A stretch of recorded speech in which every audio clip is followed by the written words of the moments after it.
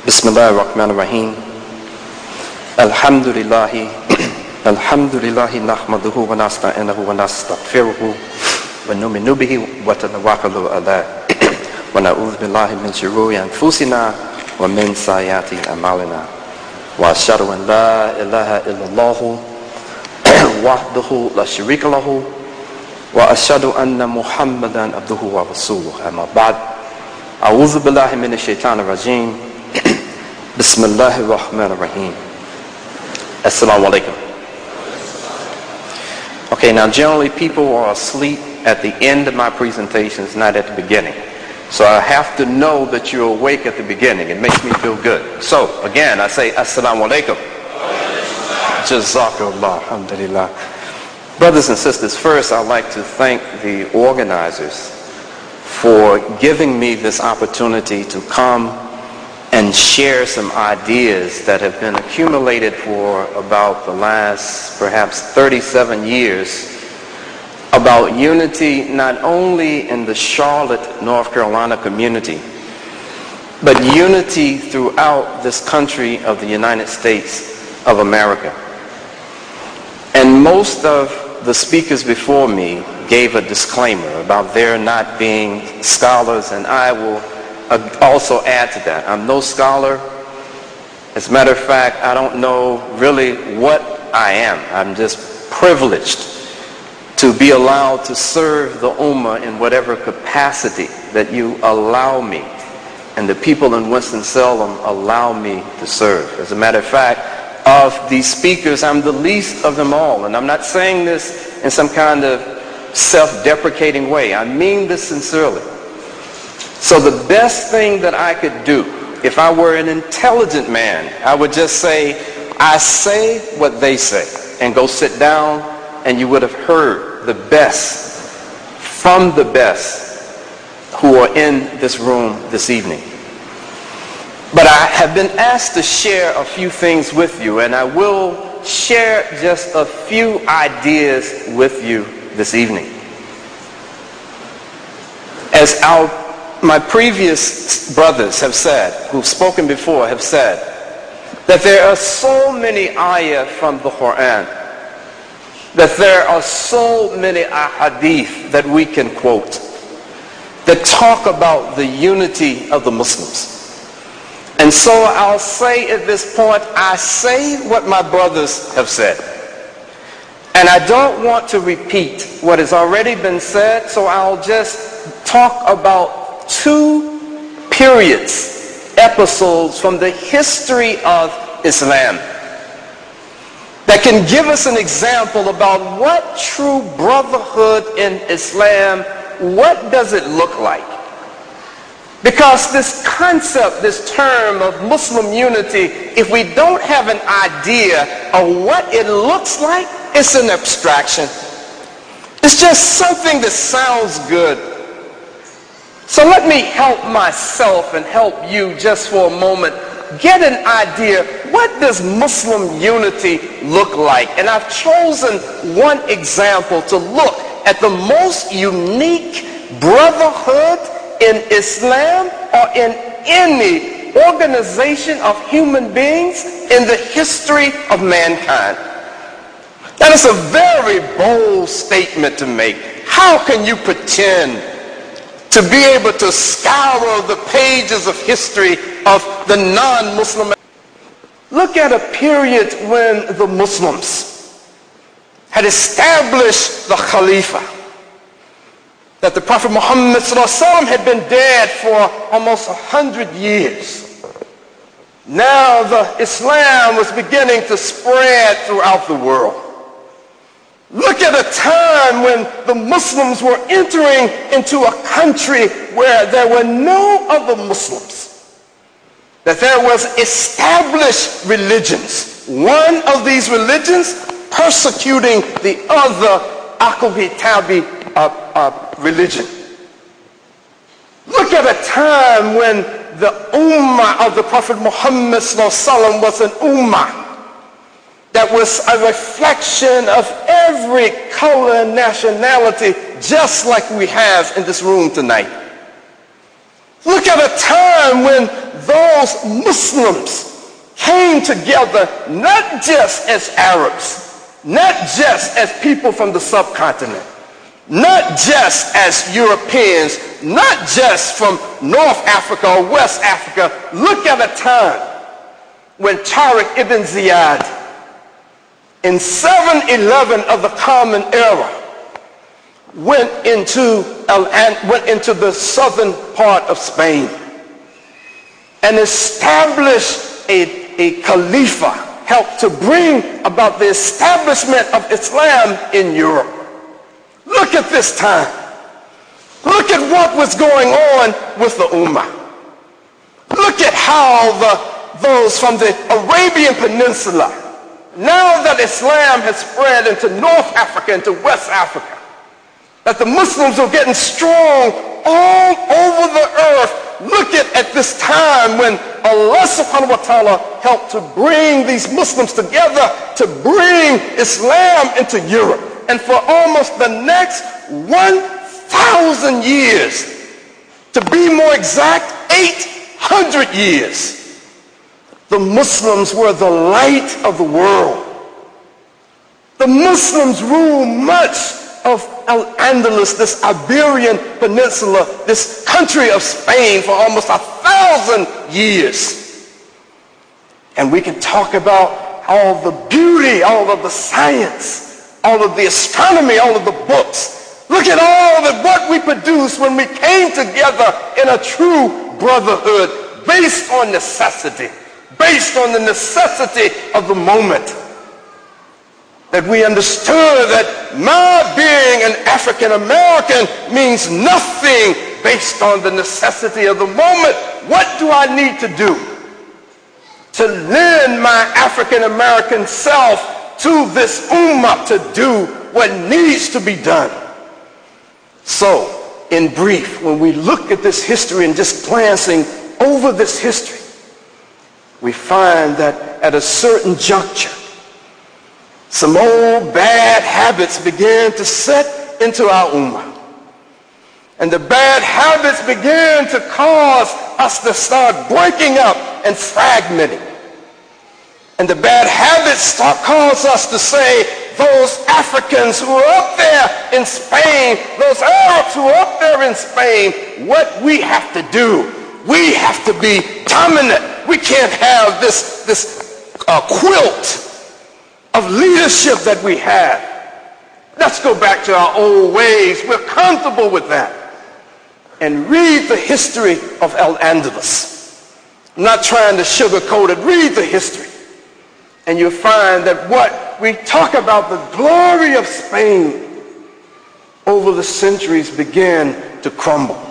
I had the opportunity in 2004 to visit two of the cities that were part of the crown jewel of the Muslims from the time of 711 when Tariq ibn Ziyad crossed the Strait of Gibraltar, turned around to his men and ordered them to burn the ships, and then said, the sea is at our back, the enemies of Allah are in front of us, now what are you going to do? Look back at that time, and we see that Allah subhanahu wa ta'ala gave us this glorious period, and it unraveled as the interworkings of the Muslims started to go back to tribalism and nationalism. And this beautiful ummah fragmented to the point that when I was in Spain in 2004, praying in the mosque, what I still call and you call the mosque at Cordoba. But really it's a cathedral. Because when the Muslims were expelled out of Spain, these beautiful structures were taken over. And this beautiful mosquito, this beautiful structure in Cordoba was now turned into a cathedral, but just a small portion was now an area that had the same mihrab and some of the columns and things there, and you knew that this was a part of the original mosque. So being overwhelmed by the history that I knew of the area, I said, let me make salah. Let me just offer 2 salah. And as I make sujood, someone comes and grabs me at the back of my neck and pulls me up off the ground. And coming from the background I come from and the little bit of Islam, I started to hit the dude. What's wrong with you? And he spoke to me in perfect English, telling me no. No salah, no dua. This is a cathedral. If I see you making dua, if you get on your knees again, you will be put out of here and you won't be allowed to come back. That's how far we have sunk, and I submit. There are many reasons, but I submit that part of it was because of how our brothers and sisters dealt with the issue of who they were and what was important. The necessity of the moment, or my nationality, my ethnicity. Brothers and sisters, I only have a few moments left. So let me just take a quick survey. I love to do surveys, Imam Khalid. I love to do them. I really love to do it. Let me do a quick survey. How many of you in this room, just quick show of hands, how many of you in this room plan to make this country, and Allahu Alam, Allah knows best, we don't know where we're going to be tomorrow, but right now, sitting here tonight, how many of you plan on making this country your home? Let me just see your hands. The overwhelming majority in the room. Let me tell you a quick story and I'll come to an end. It was 2 more points. Quick story. A very dear brother of mine from India by the name of Aftab. You may know Aftab. He's a sociologist, beautiful brother, beautiful speaker. He told a story one time. I heard him speak. We were up in Canada, I think. And he told a story. He said that when he was growing up and his grandfather was in the house, had come from India and staying in the house that he was growing up in with his parents, that his grandfather came and kept a packed suitcase at the door. And for all of the years of his life, he saw this suitcase at the door. And respecting his grandfather so much, he didn't want to ask him, Granddad, what's up with the suitcase? Well, you plan on going somewhere. So he said he didn't ask. He said he was a teenager before he asked his grandfather. And his grandfather said, I'm not going to be here long. So I'll keep my suitcase packed. So at the right moment, I don't even have to waste time. I'll grab my suitcase and I'll be out the door. Most of us, as we have raised our hand, have no intention of leaving this nation. This is it. Regardless of where we've come from, this is it. This is home. And you treat home differently than you treat some place that you're just visiting. The Prophet Muhammad ﷺ has made it clear that we should live in this world as if we're visitors. Don't be too heavy with all your possessions and all these things, because we're just passing through. But I'm not talking about that kind of visitation. This is home. You and I intend to be here. So, in 4 minutes that I've been signaling, and I have to tell you, Ahmad, I have a trick. I've developed a trick. With the timekeeper, I'll start talking to this side of the room, right? I won't even look over there anymore, but I know it's time for Maghrib, so I'll look in your direction so you can continue to signal to me the time. That you and I, let me jump to a couple other points. That after September the 11th in 2001, it is my humble belief that the necessity of the moment for Muslims in the United States changed within an hour. I work in public schools. And I was directing this program in this middle school, and I was walking through a classroom on that morning at about 9-something, and one of my substitute teachers, I was going to check on him, and I walked in there and I saw the planes going into the building. I thought the man was watching a movie. So I began to say, man, what's going on? Come on, man, don't do this. And he told me what it was, and I sat down and found out what was going on. Within 1 hour, the necessity of the moment for Muslims in this country changed. Let me give you 1 or 2 quick examples. Right in the area where I live in Winston, Salem, there were Muslims in the triad area of North Carolina within weeks, within months of September the 11th, 2001, picking up the telephone, calling Homeland Security on Muslim brothers and Muslim sisters that they had disagreements with. People were calling, you had an argument, a disagreement with the Imam. So let me call Homeland Security and tell them that Imam is a terrorist. Come and pick him up, take him away. This had never happened in my 37 years of practicing Islam in this country. So there's so many things that the necessity of the moment changed for Muslims. These young people growing up today as Muslims are growing up into a different land and environment in America than you and I, who've been here for a number of years. That America that we knew is gone, it's changed. And the necessity of the moment today is a different necessity. It demands, like the Prophet Muhammad ﷺ, like those righteous predecessors before us, to understand what time are we living in. Is it time for us to be divided amongst ourselves, to have power lust, to want to be the one to say, my masjid is doing this and yours is not?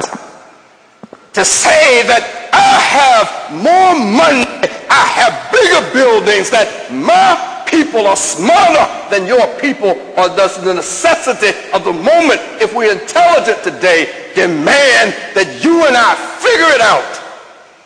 What can we do out of necessity? Not just a good idea. Don't train these young people to think that it's America of the 1970s, America of the 1980s. That's gone. It's dead, and as they say on the street, it's dead and spanking. That's gone. It's history. Learn from the history. But don't teach these children some twisted, distorted fantasy about our environment that no longer exists. Prepare them to be that part of this ummah of the Prophet Muhammad ﷺ that can understand the necessity of the moment, that I can put down, that they can put down their selfish kinds of desires and interests. It doesn't mean erase it. Wait till they go on Hajj and you see on Hajj that the Bengali speakers are primarily sleeping beside the Bengali speakers. The Arabic speakers are primarily sleeping beside them. The English speakers are sleeping beside each other. They're interacting with one another, but it does not negate the fact that this is an ummah that is rooted in the necessity of the moment. We do what has to be done to advance the cause of Islam. Help teach our children this. Don't instill in our children ideas that you and I have harbored in our hearts for so long. So brothers and sisters, in closing, the necessity of the moment helps us to come up with something called operational unity. It means that if, and I'll use this as an example, one example.